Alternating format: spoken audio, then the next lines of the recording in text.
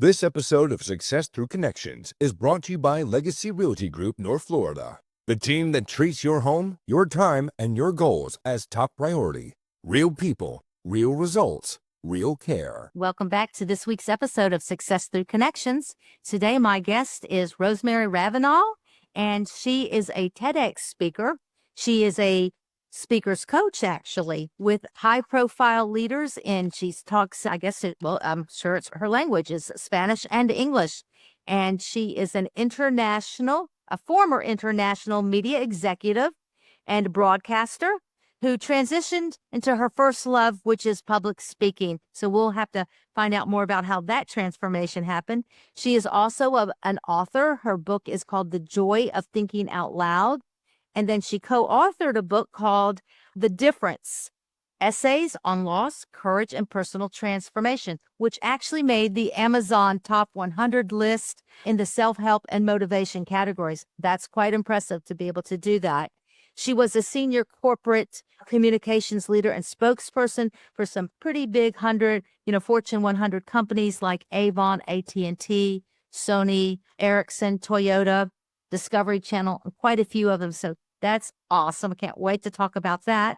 And she is an advisor and contributor to Big View video platform, which is a platform that I use all the time. I love it. It's the teleprompter video recording. It's a great tool. So if you haven't tried it, try Big View. So Rosemary was born in Cuba, but she was raised in New York. So welcome, Rosemary. Thank you. This is a joy to be with you. I'm so happy to have you. I wanted to jump right in. You are the communications expert, and we all need to learn how to communicate better when we are in person or we're virtual. So I wanted to talk about that and a lot about nonverbal body language, because that's so important. It's like your face, your body expressions, they can tell a lot more than what your words are. So can you tell me, how did your career shift from and get into the communications field from where you were? It's like you have a passion for communication and nonverbal communication. How did that happen? Well, I need to take you all the way back. So clearly, the resume summary that you read shows that I've been at this a long time. So I have had many jobs and been really honored to work with big companies and travel the world. However, it didn't really start that way. I was a stutterer. And just in the last, I'd say about 3-4 years, Zelda, I have taken the leap to be public about it. It was a source of shame for most of my life. But then once I stepped out into this arena of helping people elevate their speaking, I said, I need to confess that as a way to show that we all have obstacles. Yes. There's always what I call a dragon that we have to slay in order to speak our truth, to speak with impact, and to claim our place in the world. Yes. So I decided to be public about it, and I've received so much support and sense of community because so many people who are in this space of being public speakers have had to struggle with that. And that's been the impulse, was like the Mount Everest to climb, to overcome, to achieve bigger goals in life. So I started as a stutterer. I was traumatized as a child and didn't speak for a couple of years, mostly because of separation from my family when I came from Cuba. I was 7.5 years old. But fast forward, I struggled with stuttering for a long time into my early 30s. Voice therapy, all kinds of programs, psychological counseling, thinking it was really in my head. What really did it for me was just going out there and speaking. And I happened to be drawn into the track of public relations and journalism. And that called on me, of course, to be a communicator in public arenas. And so I found that I was in this quagmire of, I'm really terrified. I'm afraid to take a misstep and stumble on a word. But at the same time, I kept being pulled into it as my salvation. So it was being called on to speak on behalf of companies, big companies, and to really fulfill that role, plus my own personal mission to overcome the stuttering. And mind you, once a stutterer, always a stutterer, which I think is a real benefit to me because I'm very aware, very self-aware of how I speak. So it's a high kind of consciousness of Everything I say has consequences, has to be said correctly, has to be said with authenticity. And if I stumble, but the point is that it's given me a heightened awareness of the importance of speaking. And I convey that to my clients, many of whom have accents, many of whom have weak voices, or they perceive that they have not a commanding voice, but a weak, submissive voice. Everyone has issues. What do you do with what you have to bring it to a level where people will want to hear from you? And mind you, we're not talking about orators that are commanding a room of 20,000 people. It can be one-on-one. It can be 1-on-10, 1-on-100 in any kind of setting, because how you communicate in one place really is the way you communicate with everyone. Wow. It always amazes me, people who have stuttering issues and then they can sing beautifully. It's like, how do you do that? I don't understand how that can be, but it is. So that's it. Well, you would never know that you ever had a stuttering issue because you speak so fluent. So it's Thank you. shocking. Thank you. And by the way, Zoldo, the singing was one of the steps. It was a music teacher in high school invited me to sing in the choir and to do a solo performance. And that was just something I'll never forget. However, the solo was it was from Funny Girl. And I always struggled with the words with P. So here I am, people. Oh, wow. Yes. That would have been. I was able to sing it, of course, without any issues. So that's great. So you got into the body language style of communication, because somebody can say something, but their way their faces or their expressions, it can mean something totally different. So when someone is studying body language, how important is it that it's compared to the words that they're actually saying, and that you're looking at their body language, but yet their words are saying something different? Yes, it's a matter of being synchronized. Very often, people will be so focused on the words and getting the words right, on maybe vocal projection, on all those things that you as a communicator know, the rate of speech, the prosody, the tone, all these various vocal elements. But they forget about the body. They forget about the face, the gestures, and particularly about the arms and hands. And they do it almost automatically, like a reaction, just you say something and the hand goes up and you're not aware of it. But if you use it and harness it as part of the message, then you have a choir. Yes. Or you have an orchestra, because it's not only one instrument that's being played, it's all instruments are being played together. Have you ever? So once you, I'm sorry, go ahead. please. I was going to ask you, have you ever had the experience where you're speaking with someone and you're reading their body language, and so you think, I need to adjust what I'm saying? Yes, certainly, if someone is resistant, is nervous, fearful, hesitant, suspicious, Yeah. or not trusting. And you see it in the hunched shoulders, maybe in the crossed arms, in a sideways glance, not looking at you eye to eye, but maybe looking at your mouth or looking at your chin. And there is a sense of a not expansive, but limited, restricted body position overall. Maybe crossed legs if the person's sitting. So you sense that, but you also sense it in the energy the person is emitting. Right? We're all about energy. We're emitting energy, Yeah. even when we're not saying anything. So you get a sense of that person's mindset if you know how to read the signs. But mind you, there's always an area that's exploited as far as body language. The people who say, well, I can read, I can tell this person is so-and-so, or I can tell your personality type by this. I think it gets a little bit into too much pop culture or pop psychology. There are people who are experts, highly regarded individuals, well-trained, certainly to do, FBI work and the kind of detective investigation and so forth. But that's a different category altogether. I don't think we're here to try to figure out, No. if my date is, my blind date is, right, exactly. I would hope to have been able to tell that or identify any red flags before we actually got together. But the point is that there's just a lot of it is common sense. Yeah. But my point is, are the movements, the gestures, the nodding, the smile, is it congruent with what the person's saying? When there's a disconnect, then it's where you really start to wonder, what is that person's real intention? Are there any body movements or body language that shows like I always hear about the power pose and things like that. Is that a real thing? It is, but it's all has to do with context. Where are you? Who are you standing in front? I mean, if you come into a room and you take that, I can't do it here because it's where we're limited in our real estate here. But if you do that, that fearless girl pose of the statue down in Wall Street in New York City, that kind of Right. Wonder Woman, you're going to look a little bit ostentatious and pretentious.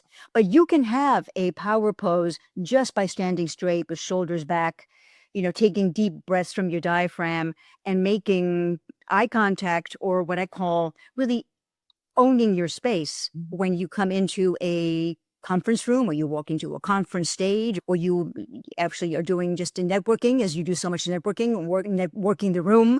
It's really how you carry yourself. Right. But it's all of you. Yes, it is how you stand. And many people tend to have a bit of hunched shoulders or not put the chest out like a peacock would, but just really standing straight. What happens when you stand straight? Well, you're breathing better, Yeah. which means we have Sure. oxygen. It's more oxygen is going to your lungs and to your brain. Your circulation is better. You're more grounded in the sense of you're in a space where you could pivot. You could from there extend your arm and shake someone's hand, right? You can do so much. You can pivot and gesture and go around and greet various people if they're gathered in a small group, but you're grounded. And so that's sometimes not as visible or as physically evident. It's a lot of it is a mindset. Yeah. So if someone's nervous before they're getting ready to go speak publicly, are there any kinds of tricks to the trade for body language or, the communication style that they could project calmness? Yes. As a matter of fact, I just recorded a video coming out soon on my YouTube, which is about getting over the symptoms of glossophobia, of a fear of public speaking, of that panic that sets in. Of course, there's the symptoms and then there's the root causes. The root causes take a lot more time to address. But the symptoms, let's say, one of the ones I love to use is thinking about something you love, visualizing something you love, visualizing the end of your speech when you're hearing the applause, visualizing the effect and the benefit you're going to give those people, or visualizing your children or your garden, visualizing where you're going to go this weekend if you're sailing in these beautiful blue waters, visualize you in the bubble bath afterwards to treat yourself to something, a reward after having done a big speech. That's one thing. The others have to do with your body's reaction, the sweating, the shaking hands, the red blotches that you might get in your neck and face that may be visible. You can deal with that easily with ice packs. What that means is your body's overheating. So find some ice or cold water and put it near your neck, all the pulse points, your wrists, and you'll see that will go down significantly so that it won't be evident. It also helps with the perspiration. What else? Listen to music. Listen to music that you love. Maybe it's your favorite comedian. Really do a pattern interrupt. Don't dwell on, oh my God, am I going to forget? Oh God, are they going to like me? Oh, it's, you know what? You and I know we all get nervous. Yes. Everyone. And if you don't, remember the famous Mark Twain phrase? There's two kinds of speakers, those who are nervous and those who are liars. Yeah, exactly. So we're going to take a 30-second break here so that we have time to hear from our partner sponsor, and we'll be right back with Rosemary. When it comes to buying, selling, or managing rental property, don't settle. Choose the professional team that's experienced, knowledgeable, and yes, they actually answer the phone. Legacy Realty Group North Florida is the full-service real estate firm that delivers peace of mind. With over 16 years of local expertise, their responsive and dedicated team makes the process smooth, personal, and stress-free. Whether you're selling your home or looking for a reliable property manager, Legacy Realty Group North Florida has you covered. You'll find their info right in the show notes. And we're back, and we're talking to Rosemary about different communications and body language communication. So welcome back, everyone. I wanted to ask you about communication styles and getting your message across with body language and verbal when you're in a virtual meeting And as opposed to when you're in person, because when you're in person, it's one thing, but it's another thing when you're virtual and you're looking at a room full of people, maybe in a Zoom meeting or something. How are those differences in body language taught? Yes. In fact, Zelda, that's where my deep interest in body language started. I knew about it, but I didn't really identify it or explore it as its own rich field for discussion or for coaching. It was when in 2020 we had to live in this little rectangle that I realized that there was a missed opportunity for us to step up and try to make this exchange as human as possible. Meaning that how can you take this limited space that we have and turn it into almost like we're looking at each other face to face? How do we animate it? How do we bring it to life? Well, there are many ways to do that. I created something called the Zoom score, which are 10 different elements that are essential for a professional presence on Zoom or Teams or whichever platform you use. The point being that, first of all, you have to know where to look. So I'm looking at you via my lens, but I'm trying to, and I hope it's coming across at the other end, as if you're there in front of me, eye to eye. Right. So often people look down, they look to the side, they're poorly framed so that you can barely see, their shoulders, or they're poorly lit. If you can't see the whites of people's eyes, then there's something wrong. You have to be properly lit so that, again, your best presence, your best version of you in this space. And everything else, what's around you, what is animating your picture. This is a picture. The visual part of it is essential. So the body language on Zoom is important because there are ways, even with the limited space we have, of using our hands, Right. of gesturing, of doing active listening. So when you're in the mosaic of you're a participant and you are responding to what's being said, Right. you can nod, you can shake, you can basically do, you can tilt your head. I call it, what my dog does is, the tilting of the head and the nodding. Like, what are you saying? Oh, yeah.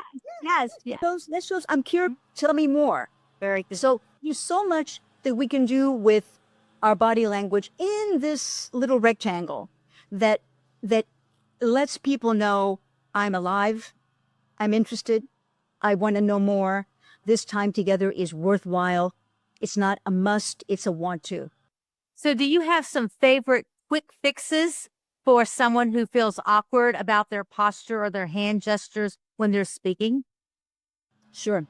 Well, the posture comes from breathing, the breath is everything. If you're breathing correctly and you're really breathing from your diaphragm, that will adjust your chest and your shoulders because you can't breathe like this, right? You have to breathe open. So an open stance also signals to people that you're trustworthy. You have nothing to hide, that you're there and ready and willing.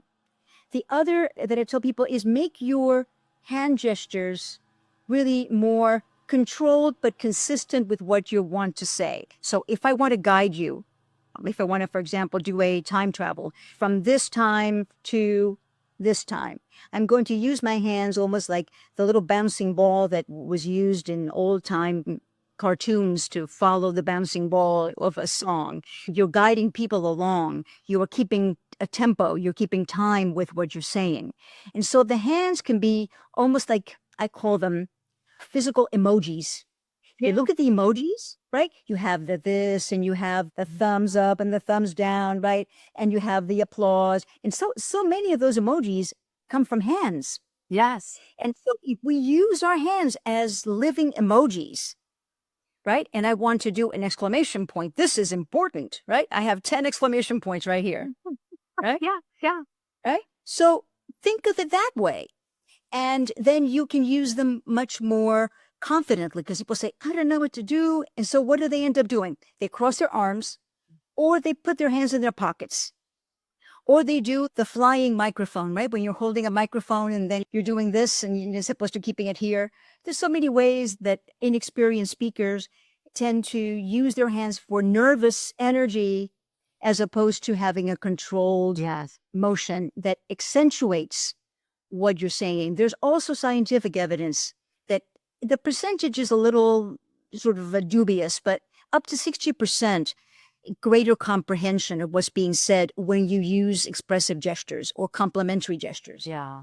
So does body language differ with different cultures?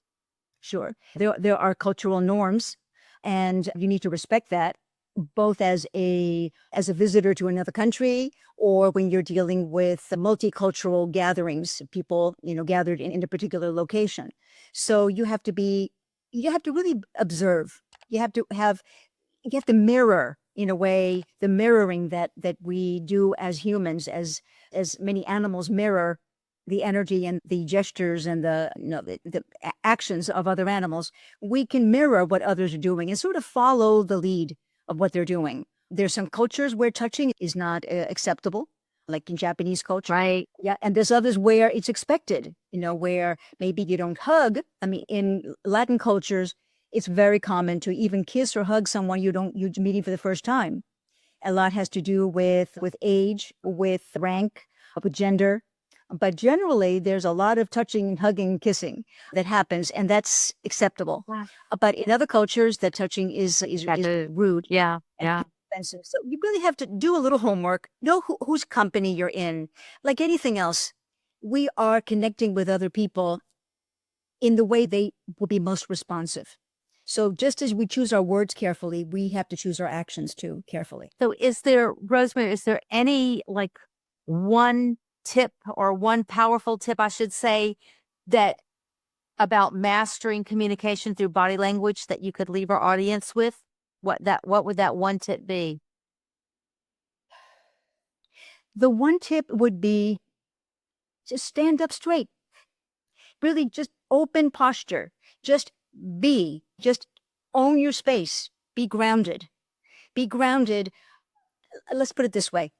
Let me add to that with something much more practical. When you pose for a photograph with you in the company of other people, which we're doing every day, Right. particularly in bowling events, don't cross your arms. Don't cross your arms like this. Don't give a three-quarter, right, one shoulder forward, and pivot a little bit on your forward leg a little bit. Have a little bit of sway, right? And then do a three-quarter and don't cross your arms. Don't put them in your pockets. Just let them hang. If you raise your arms and then just let them hang naturally, there's a little bend in the elbow, natural bend. Just let them hang there. That's Just great advice, especially I know when I'm posing with a group of people for a picture, it's like, do not cross your arms. Don't put your hands. It's not flattering. It's not even, You see it every day, don't you? yeah, You it's see not flattering. It's like, put your hands just to the side and just smile. But I love that. Turn yourself through. Think of yourself as taking a picture. That's a great. So I have this one question that I love to ask. It's my signature question. Our show is called Success Through Connections. So is there a connection that you've made personally that led to some success or an opportunity for you? Or were you able to open up the door of opportunity for someone else through a connection that you had? Yes. Let me give you something more recent. I have many answers that I could give you, but let me give you one that's fairly recent. I like to do work for younger professionals, to be a mentor, to give of my time and talent to help others advance. And so I've always had that because I never received it when I was coming through the ranks. I was never really mentored. I never found a good mentor, or maybe I just didn't know how to ask. But I like to be a mentor. Anyway, one of my mentees was starting to work for a very large insurance company. And this was pre-COVID. So when I started my business was at the end of 2019. And I gave her a lot of time and we would meet weekly. And there was to me, a very strong personal connection. Well, as it turned out, mid-2020, she landed in a very important decision-making role in an global insurance company. And I was her first choice to come in to do a multi-year training program on virtual executive presence, so that I received this unexpected reward where I invested in this young woman and she had me top of mind and recommended me for this opportunity. And I was able to really kickstart my business with a very significant contract that allowed me to really grow quickly during those difficult years for many people during the 2020, 2021. That's a great story, how the mentee helped the mentor. I love it. That's a wonderful story. I've not heard anything like that. That's awesome, Rosemary. Well, I want to thank you for being on the show today. Can you tell our listeners, how can they reach you should they want to reach you about coaching them and what have you? Speaking. Well, my name is Rosemary Ravinal, Ravinal. And that's my website, rosemaryravinal.com. Everything you would need to know about me is there, including a link to schedule a 15-minute free exploratory call. I have lots of downloadable materials. I do workshops. I do one-on-one coaching, and I do everything in English and Spanish. That's right. And my name is unique. So if you come across another Rosemary Ravinal someplace out there on the globe, please let me know, because as far as I know, I'm the only one living with that name. So I would welcome any inquiries. Well, thank you again for being on our show, Success Through Connections. And for our listeners, don't forget to subscribe and share this audio or the video version that you're listening to or watching. And until next week, I'm Zelda, your host, and keep making those connections, because that's where the success lies. When it comes to buying, selling, or managing your rental property, don't settle. Choose the professionals at Legacy Realty Group North Florida, the real estate company that gives you peace of mind.